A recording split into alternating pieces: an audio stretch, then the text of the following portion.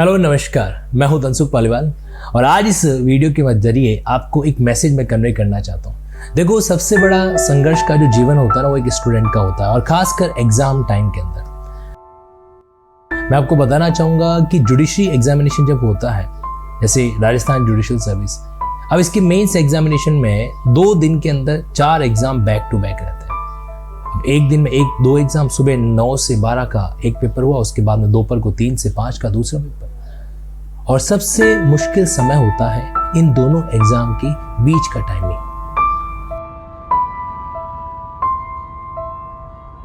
गर्मी का समय, और ऐसे टाइम के अंदर जैसे ही पहला एग्जाम फिनिश हो जाता है, कैंडिडेट्स को एग्जाम सेंटर से बाहर जाने के लिए कह दिया जाता है।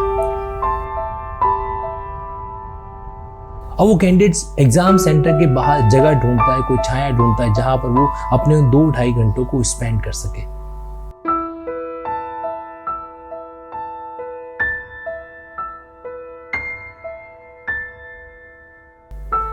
ये बात है 2012-13 की। आरजेएस का एग्जाम और मेरा एग्जाम सेंटर वहां पे आ रखा था जोधपुर के पावटा शहर में। एक प्राइवेट स्कूल थी, उसके आगे एक प्राइवेट स्कूल, जिसके आगे गेट के आगे किसी तरीके से कोई छाया नहीं थी वगैरह, पूरा एकदम खुला रोड था। अब जब सुबह का एग्जाम देने के बाद अब दोपहर का समय था, तो वहां पर मन सोच रहा था कि करें क्या वापस घर जाएं। घर जाना वापस आना, तो उसमें जो है 1.5 से 2 घंटे का समय तो उसी के अंदर लग जाना है। अब उस समय दूर से कोई चाय की मुझे एक थड़ी दिखाई दे रही थी जहां पर चाय मिल रही थी। मैं वहां पर जाके बैठा और 2 घंटे तक 12:30, फिर 1, फिर 1:30 बजे, फिर 2 बजे, फिर 2:30 बजे तक पूरे समय वहां पर निकाला। उस गर्मी की तपन में लू चल रही थी और लू के अंदर बस 2-3 बार चाय पीकर क्या करते, खुद की एनर्जी के लेवल को बना के रख रहे थे, कोशिश कर रहे थे कि दूसरे एग्जाम के अंदर जो है अपनी क्षमता जो है कम नहीं हो। लेकिन उस 2 घंटे ने मन को बहुत हिला के रख दिया। मन में ये ग्लानि हुई कि हम कोई जज का एग्जाम दे रहे हैं या वाकई में कोई 3rd class 4th class peon का एग्जाम दे रहे हैं, जो इस तरीके से हमको जो है ये एक तपन का जो है सहन करना पड़ रहा है। उस समय मन में एक विचार आया, मन में एक संकल्प लिया कि अगर ईश्वर ने साथ दिया और अगर काबिल बने तो कुछ ऐसा जरूर करना है कि कम से कम इन एग्जाम कैंडिडेट्स के इस समय के दर्द को थोड़ा कम कर सके।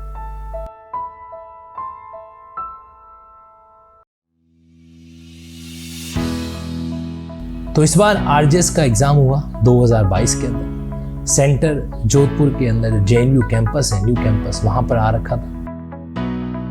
तो डीन साहब से रिक्वेस्ट की और डीन साहब ने भी मानवता के परिप्रेक्ष्य को समझते हुए इस बात की इजाजत दी और फिर पास वाले हॉल को एकदम, जो कि पूरा कहते ना सरकारी कैंपस का हॉल काफ़ी समय से इस्तेमाल नहीं आएगा, उसकी हालत एकदम जर्जर जैसी होती है।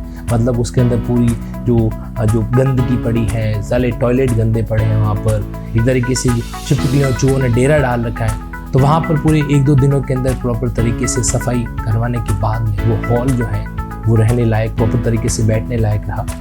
वहाँ पर जो है प्राइवेट टेंट हाउस से कूलर और की अरेंजमेंट और अलग से करवाए, ताकि जो है एसी जब कम पड़ जाए, ऑलरेडी 5-6 एसी तो वहाँ पे जो खराब अवस्था के अंदर पड़े थे उनको ठीक करवा कर एक वातानुकूलित माहौल हमने तैयार किया। कूलर मंगवाए ताकि जो है जब एसी मान लीजिए अपनी क्षमता पूर्ण होने पर भी काम नहीं कर पाए तो फिर कूलर का अल्टरनेट व्यवस्था हो सके। बेंचों को पूरा साफ करवाए जहाँ पर बैठ के कैंडिडेट खाना वाना खा सके। और इस तरीके से एक हॉल तैयार हुआ जहाँ पे मैं कह सकता हूँ कि 2 दिनों तक, जब तक एग्जाम चलेंगे तब तक कैंडिडेट्स के लिए व्यवस्था मैनेजमेंट हो सकेगा।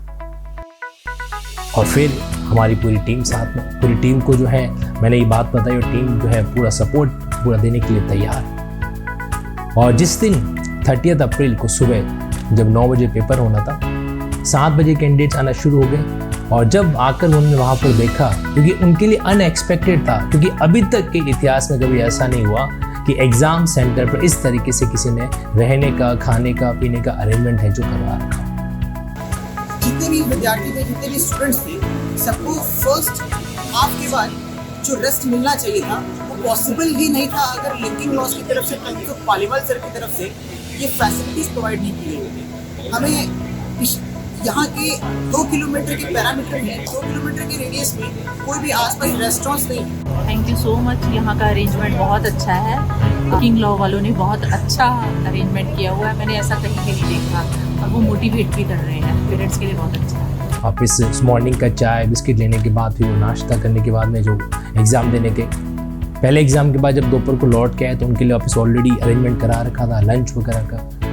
तो अब उनके पेरेंट्स के दिल से भी मतलब अपने आप में दुआएं निकल रही थी। और सबसे महत्वपूर्ण बात, उस एग्ज़ाम के अंदर कुछ दृश्य तो ऐसे थे जो वाकई में दिल को छूने वाले थे। एक 3 से 4 महीने की बच्ची, छोटी सी बच्ची, उसकी माँ जो है वो जुडिशरी एग्ज़ाम के अंदर कैंडिडेट थी। तो बच्ची अपने पिता और अपने नानी के साथ वहाँ पर आई हुई थी और उसकी मदर जो है वो एग्ज़ाम अंदर दे रही थी। ऐसे हालात में, तो ऐसी गर्मी की तपन के अंदर जब उस बच्ची को सुकून भरा वातानुकूलित हॉल मिल गया तो वो आराम से वहाँ पर रेस्ट कर रही थी और उसका वो सुकून भरा चेहरा देखकर जो है ना, हर मतलब इंसानियत से भरा चेहरा जो है वो खिल जाता है।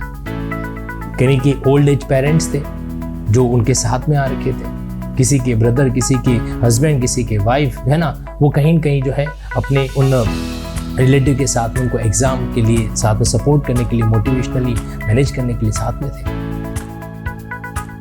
किस तरह शुक्रिया अदा करें आपका, किस तरह शुक्रिया अदा करें आपका कि गर्मी से हटा के हमें ठंडक में बिठा दिया। नजरों में आप समाए, नजरों में आप समाए और आप दिल में समा गए। किस तरह आभार व्यक्त करूं आपका कि मेरे बिखरे शब्दों को आपने कविता बना दिया। बहुत बहुत धन्यवाद हम सभी की ओर से आपको। धन्यवाद। सबसे मेहमान रहते हैं जो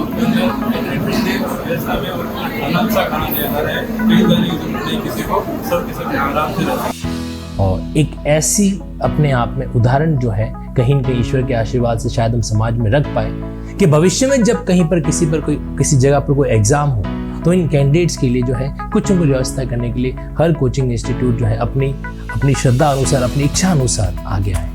क्योंकि देखो, मंदिर के अंदर, मंदिर के पास में आप प्याऊ खुलवाते हो वो धर्म है, लेकिन एक प्यासे एग्ज़ाम के कैंडिडेट्स को अगर गर्मी की तपन में ठंडा पानी मिल जाए ना, तो मुझे लगता है कि शायद वो भी किसी बड़े धर्म से कम नहीं है। तो लिंकिंग लॉज की तरफ से किया गया था ये प्रयास, और मुझे आशा है, मुझे उम्मीद है कि इस प्रयास का अनुकरण जो है, इस प्रयास को जो है आने वाले टाइम के अंदर अन्य कोचिंग इंस्टीट्यूट भी फॉलो करेंगे और एग्ज़ाम कैंडिडेट के इस दर्द को समझते हुए उनके लिए जितना संभव हो सके एग्ज़ाम के दौरान व्यवस्थाएं करेंगे। Thank you. इसी के साथ धन्यवाद।